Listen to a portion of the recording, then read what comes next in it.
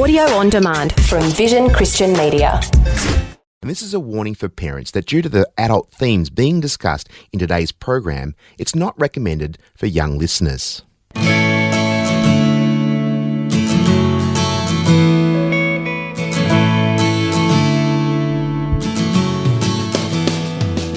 I can trust with two different people, two different perspectives, two different emotions about it, and both matter. And that's what we're going to do here is create a safe place that both of you can express maybe things that you can't express outside of here. And that is the key. That's why counseling works. The third party brings safety into the relationship. Having a healthy long-term marriage relationship can be challenging for many reasons. To discuss some marriage challenges, including conflict resolution, managing finances, and sexual intimacy, we spoke to our friends and Vice President of Marriage, Greg and Erin Smalley from Focus on the Family in the US, along with my wife Kate and myself Brett Ryan, for part 2 of this conversation for Focus on the Family, Australia. So conflict is such an important aspect of a healthy relationship, and having a good marriage doesn't mean the absence of conflict, it's how we handle conflict. So what are some keys to healthy conflict? You know, another great example of just recently is Erin and I were talking about the budget. Something came up, and we were having like, this what finance. What is he going to say? Which one? Erin squandered all of our money, by the way.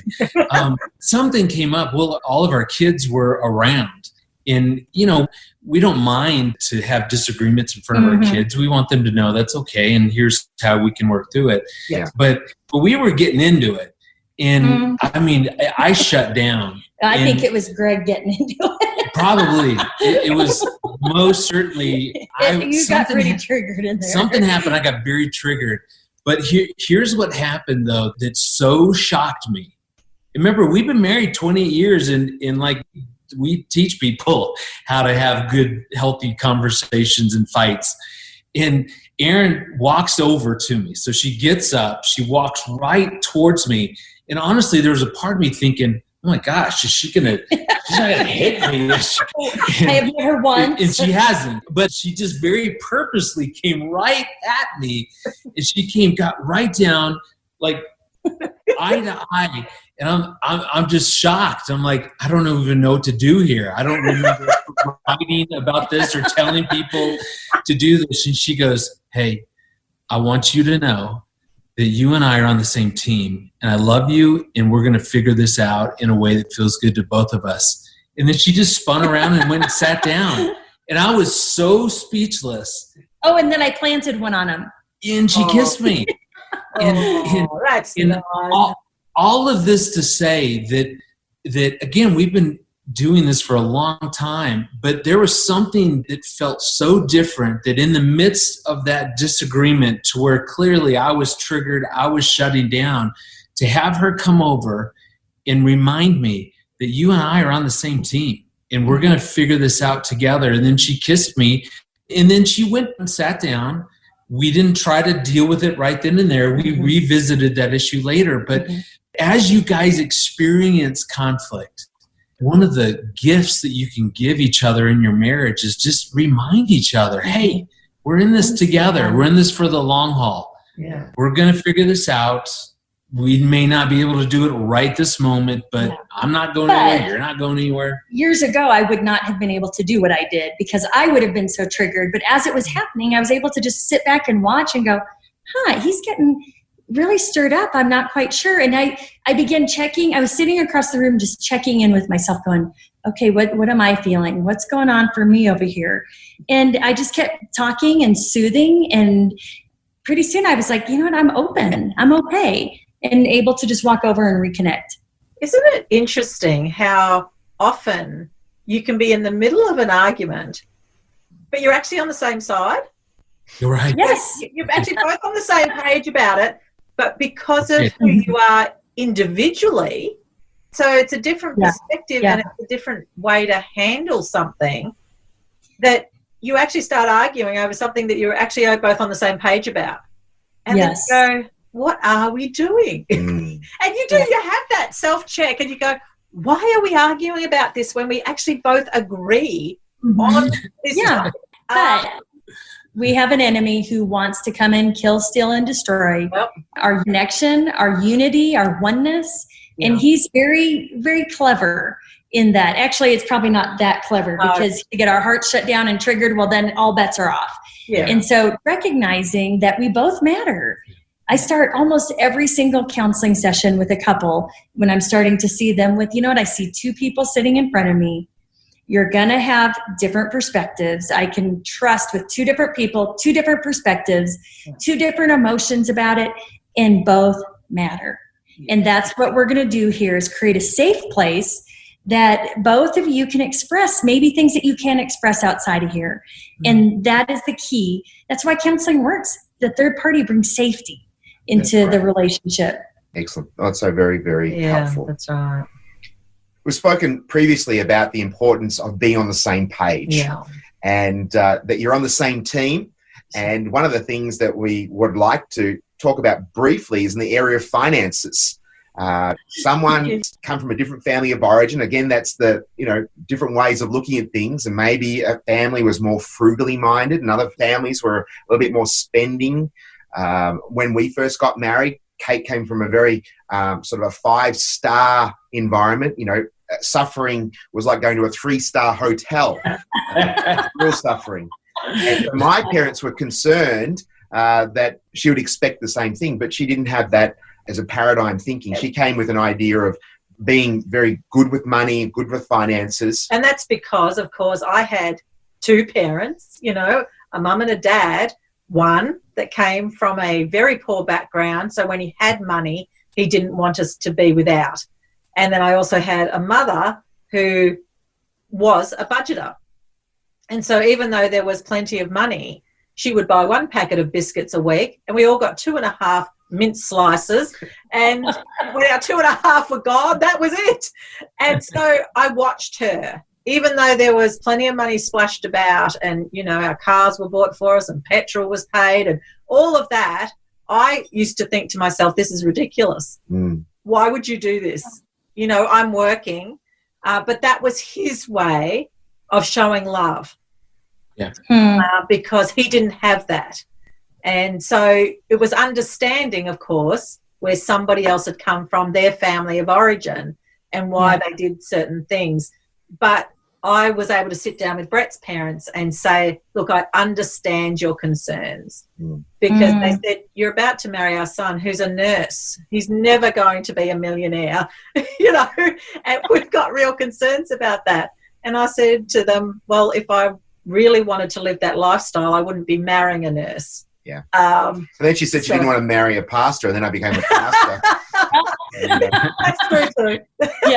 Yeah. So what would you say to couples who are saying, how can we get on the same page when it comes to finances, and why is it so important? First and foremost, it's sitting down and acknowledging, hey, maybe we see this differently, but remembering we are on the same team. I've got your back. You've got mine. We're going to figure something out with this that feels good to both of us. And that's just to start there is going to create safety in that conversation. Now, money has the propensity to push different stuff within each of us. For women, often it's, safety and security. For men, providing and success. Control. Power. Yes. And so it triggers different things for us. And so again, it's being clear with what is this stirring up for me? If I'm avoiding the finances, which I would probably be the one who would do more of that, what is that about? What did I come from? What experiences did I have prior to marriage or even in marriage that are leading me to want to withdraw or shut down? And being very clear between me and God and working that through, maybe going and seeking counsel about that. So it's key that you identify what's going on for me here. I'd say the basis of we're on the same team, we're going to figure this out together, is just going to create so much safety within the conversation. Yeah, the only piece that I would add is I think if when you sit down to talk about finances, if you're willing to picture an iceberg, it's the most helpful thing, because the temptation is to talk about the tip, what's above the waterline. So maybe should we buy X, or should we go on this vacation, or this budget issue? That's the stuff that we can see. That's never what is driving the conflict. And if you're willing to go iceberg, that's right. We've got to talk about what's under, below the surface, below the waterline. That's the stuff that's really driving whatever the challenge is. It's what Erin said. If I'm feeling disrespected, if I'm feeling insecure, if I'm feeling that I have no control or say-so over our money, that's the stuff that we really have to, one, identify and then talk about, because otherwise we'll stay stuck. And I think that's the problem that most couples make. So it's the mistake is that we're going to talk about what's above the waterline. We're just going to try to solve and fix whatever the financial issue is, never addressing the deeper problem, what's really going on. And that's the best conversation that they can have, is to deal with that stuff. But you got to be willing to make that safe. That conversation has to feel safe. And we've got to be willing to go there. Yeah. We've had couples talk about when they both work, they want to keep their own money. So, that's my money. Well, how do you address that? Because they say, well, I earned that money. And then, of course, that becomes complicated if you've got a stay-at-home parent and one earns and the other person will spend some of it. And they go, well, that was hard-earned. Why are you spending my money?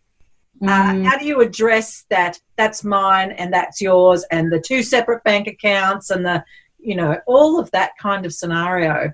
The reality is there is no formula that it needs to be this, or you can't do this. You must have joint, you must have separate. It really comes down to that particular couple and their willingness to go, let's figure out a system that feels good to both of us and that we can reevaluate. And if it stops feeling good to one, then let's have an attitude that, okay, then let's sit down, figure out what's going on, and then we'll solve this again in a way that feels good to both of us. Because honestly, Erin and I, over the 20 years we've been married, we've gone through seasons where we had literally one bank account.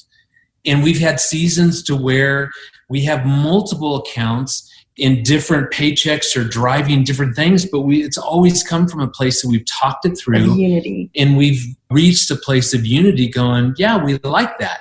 But always we agree that it could change tomorrow. Something could stop feeling good to one of us. That's okay. All right, bring it up, and then we'll figure something else out. I would say that is the key right there. Bring it up. Because often what people will do, they'll avoid it. Or they'll say, oh, we agreed upon this, so I need to just accept it. It doesn't feel like a win to me, so I'm just going to accept it and just suck it up and make it work. It will never work, because what ends up happening is hearts shut down. And when a heart stays closed, it'll begin calcifying and then eventually harden. And when there's an individual with a hardened heart in a relationship, it wreaks havoc, both relationally in the relationship and also in that individual's life. So don't do that. Speak up. It is worth, even though it's going to be hard sometimes, to say, I've got something that doesn't feel like a win to me, or there's something that's really bothering me. It's worth it. That is the healthiest thing you can do for your relationship. May not always be received well, but it's continuing to hang in there and going back and going, hey, when is a good time to have that conversation? Even if it doesn't go well. We have an account that is called a splurge account, which is money where you've just got that little bit of money that you can spend on anything without having to discuss it with the other person. And she spends my splurge account because I say I don't spend any money. So I said, you can have it. She really likes that. We assumed that was true. Well, it's so funny because that is the case for us. He says, I think I'd like a pair of shoes, but I don't want to spend the money on it. I said, you've got your splurge account. Oh, yeah, but I said, well, if you don't use it, I'm going to spend it. He goes, okay. When you come to the States at Hobby Lobby. Yeah, there you go. I can come over there. But the funny thing is our son got married and they've got their little splurge account, which is obviously smaller because they're in a different stage of life. And, his wife knows about, Brett giving me his money. And she turned to my son and said, that's a really good plan. Can I have your splurge money? He goes, back away from my splurge. Just back away. Put down the slowly but surely back away. But it's so important, that communication. Again, it's the key to all successful relationships is communicate. And even if it's uncomfortable, knowing that you're on the same page. Our guests today are Greg and Erin Smalley from Focus on the Family USA's Marriage and Family Formation Team.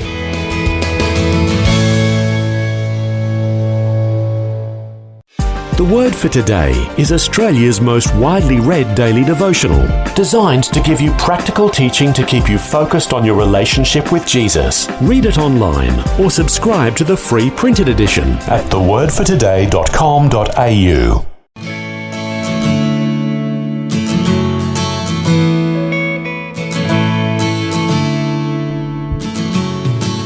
Welcome back to Focus on the Family Australia. I'm Brett Ryan. Our guests today are Greg and Erin Smalley from Focus on the Family USA's Marriage and Family Formation Team. A vitally important aspect of all relationships. We've talked about communication, we've talked about conflict, we've talked about finances, and now let's talk about that really important topic. Let's talk about sex, baby. And God designed sex and sexual intimacy. Why is sex such an important aspect of a healthy relationship? It's actually perfect timing. Our 13-year-old just walked upstairs and she loves it when her parents talk about sex. Every time we're at home doing these interviews, she happens to walk upstairs. I don't know what to make of it. Because it so connects and bonds us together. I mean, that's the beauty of God's design for sex. But you think about it, we could have the worst day, we could be so stressed out, and for Erin and I to enjoy that together, it just creates such a deep, meaningful connection. And that's what I love about this gift that God's given to a husband and wife. Yeah. And the sad fact is, here in the States, what we found is that there's about 24% of couples that they consider sexless, that meet the criterion. We started researching that because we often will hear at marriage events, there'll be one or two couples that come up, or an individual, a spouse, come up and say, we haven't had sex for several years. And it's looking at that you're not alone, looking at that and going, what's going on here? Is there conflict in the relationship? Is there a health issue? Is there stress?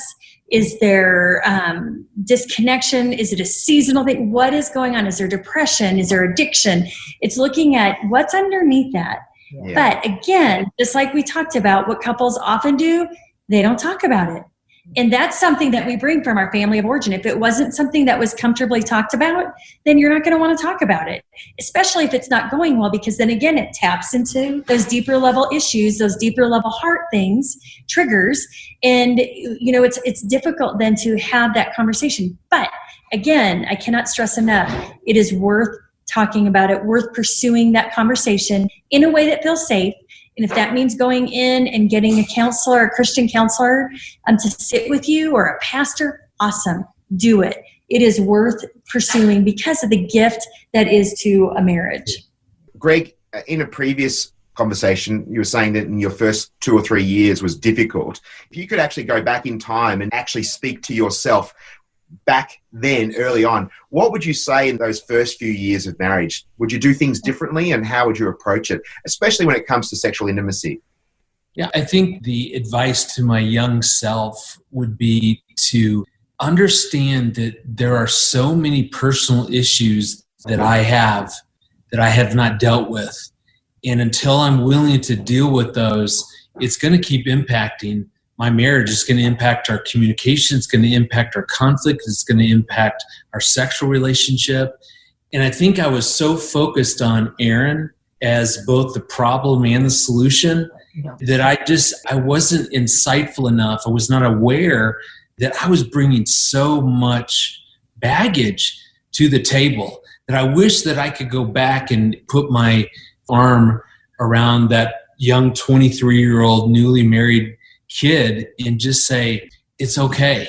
You guys, you're going to make it. You're not going anywhere. And so relax. She still loves you deeply, dearly at 28 years of marriage, so relax. But bro, you've got to deal with your stuff and go to counseling, get help, start understanding the things that I was bringing to the table. Yeah. Because all of those personal issues impacted all of those key areas that we've talked about. When, for example, in our sexual relationship, I was in the midst of graduate school. I was so stressed. I was feeling failed. I wasn't sure that I was going to graduate. And all that impacted, I didn't want to talk. I wanted to avoid any kind of conflict. Don't bother me. I was busy. Therefore, I wasn't initiating in the bedroom. Just all of that just was going on. And that's why for us to be willing to go, okay, what am I bringing into the bed? What am I bringing into our relationship that I can deal with? The great news is that's what I can control, and I can deal with that stuff. And I wish that I would have started dealing with that stuff a long, long time ago. And I would say key, looking back, You're going to talk to the young me now as well? No, my young me. Oh, good. The young us. She would tell the young me how to ground beef correctly. I could have taught you a long time ago. It would have saved that conflict. To offer grace to yourself, but grace to your spouse. And I look back at how hard I was on Greg, and it came from my own insecurities, especially, as the spiritual leader and as the financial leader and, on that, he's going to be my best friend. So you've got to meet all my needs. And so it's just looking at, I wish I would have known. I wish I would have had an older woman say to me, hey, he's young too. He's not going to be perfection. You're not perfection, and that's okay. You're young, and you're going to grow. As long as you commit to me that you're going to grow, you're going to do fine. And so it's looking at, I too had lots of baggage, being able to continue down that road of healing, but then offering myself grace. I didn't have to be perfect, nor did he. Would have saved a lot of pain and a lot of tears. Yeah. Speaking of tears, for those people who have had what you defined as a sexless marriage, that would cause some people tears. Other people, that's okay. And they're happy with that. How do you address when we often ask the questions at presentations about the different libidos? And sometimes, majority, it's more men, but sometimes it's the other way, that women have the higher libido. How do you navigate that in the idea of sex is really important to draw you together? If you both agree that you don't have to have sex, that's an agreed decision. But what happens when one has got a higher desire and the other one has a lower desire? And that can be seasonal too, around babies. And yes, 100%. All the things that women go through hormonally. Yeah. Right. And that's what it's key, again, to talk about it, because what we end up doing is making assumptions about what's really going on.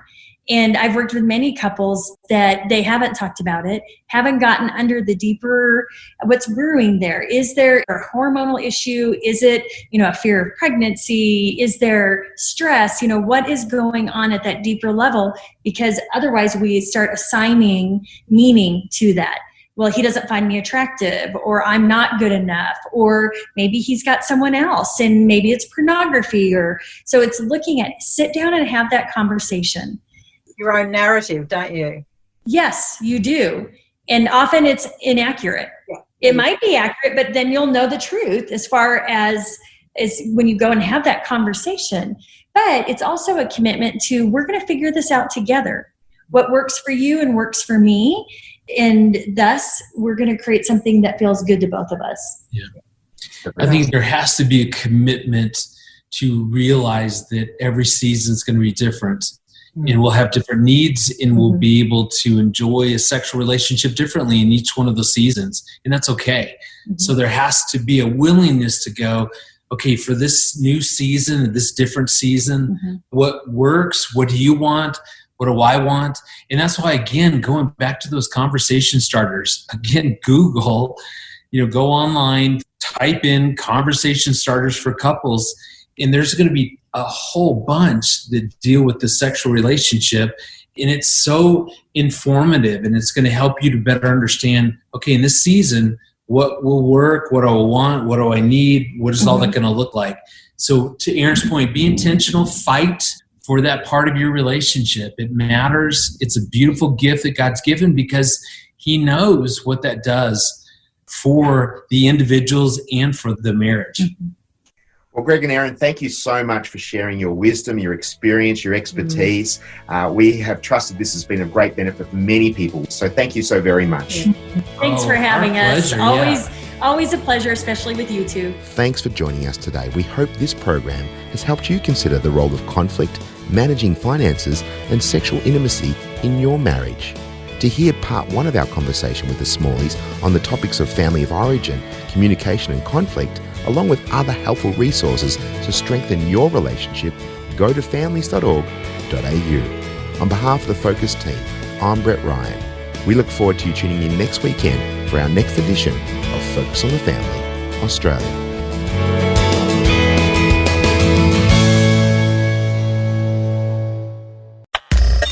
Thanks for taking time to listen to this audio on demand from Vision Christian Media. To find out more about us, go to vision.org.au.